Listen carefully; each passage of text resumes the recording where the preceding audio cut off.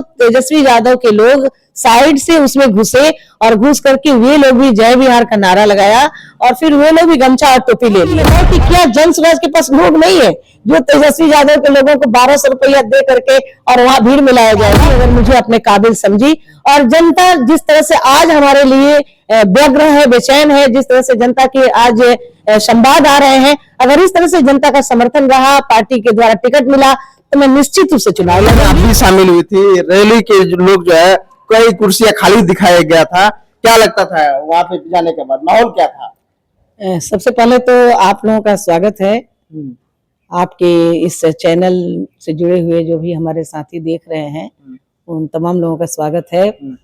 और मैं आपको ये बताना चाहूंगी कि जो खाली कुर्सियां देख की बात आप कर रहे हैं, तो खाली कुर्सी क्या सत्य है कि जो पूरा वहाँ गांधी मैदान में सिर्फ खाली कुर्सी थी?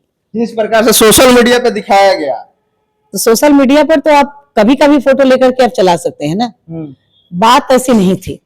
बात ये थी कि बिहार बदलाव रैली में जितनी उम्मीद थी उससे ज्यादा लोग आए थे।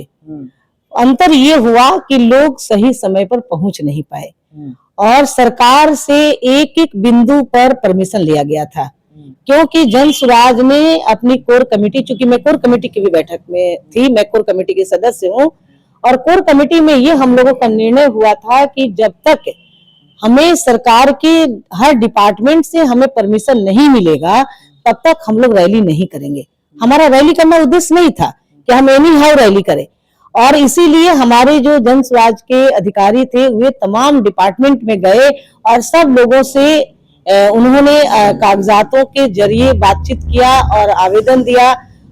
पहले तो सरकार के लोग ये कहकर टालते रहे कि ये नौमी है तो ये ईद है, करते करते, लेकिन अंततोगत्वा उनकी ये बाध्यता बनी। लोगों ने इतना उनके यहाँ दौड़ लगाया कि वे हमें कागज दिए, परमिशन दिए, और जब चारों तरफ से परमिशन मिल गया तो हम लोगों को ये लगा कि भाई अब तो कोई दिक्कत नहीं है, क्योंकि सरकार के द्वारा परमिशन हमने लिया है।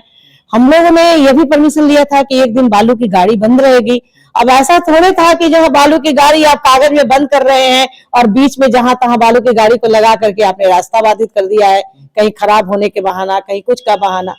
तो सरकार की नीयत गलत है, सरकार नहीं चाहती है, लेकिन बदलाव सरकार परमिशन देती है, वही सरकार बिल्कुल सरकार दोहरी नीति पर चल रही है। और आप सभी देख रहे हैं कि सरकार एक तरफ कुछ बोलती है और दूसरी तरफ कुछ करती है।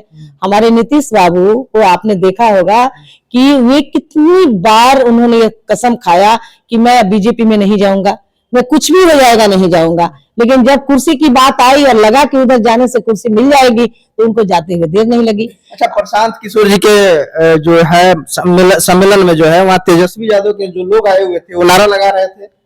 देखिए, तेजस्वी यादव के लोगों ने बहुत तरह से काम किया।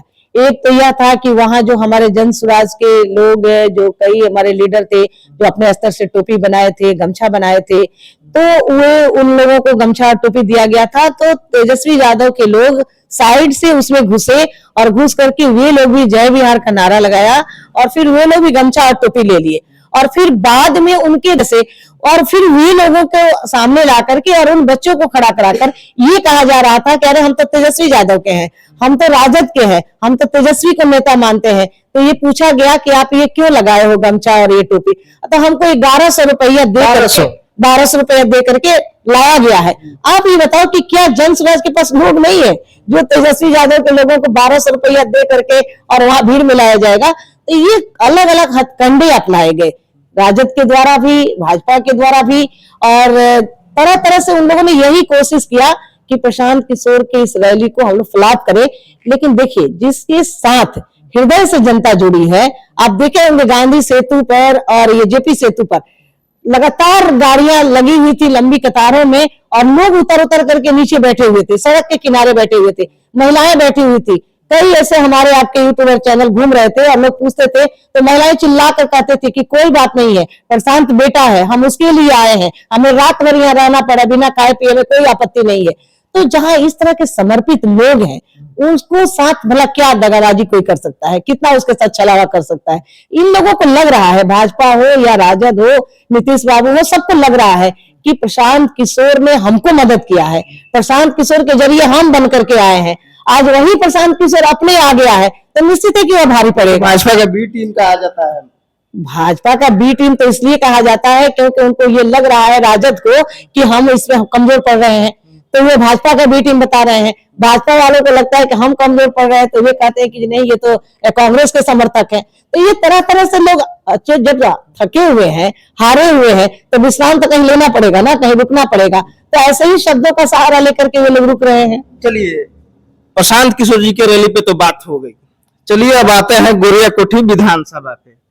मैडम का जो है चर्चा चल रहा है कि मैडम जो है जनसुराज से गोरियाकोठी से उम्मीदवार हो सकती है, इसमें क्या सच्चाई है मैडम? इसका थोड़ा विस्तार रूप से बताइए। देखिए, क्षेत्र में आप लोग घूम रहे हैं, क्षेत्र की जनता से आप बात कर रहे हैं। मुझे तो अभी फुर्सत भी नहीं मिला कि मैं अपने क्षेत्र में जाऊं।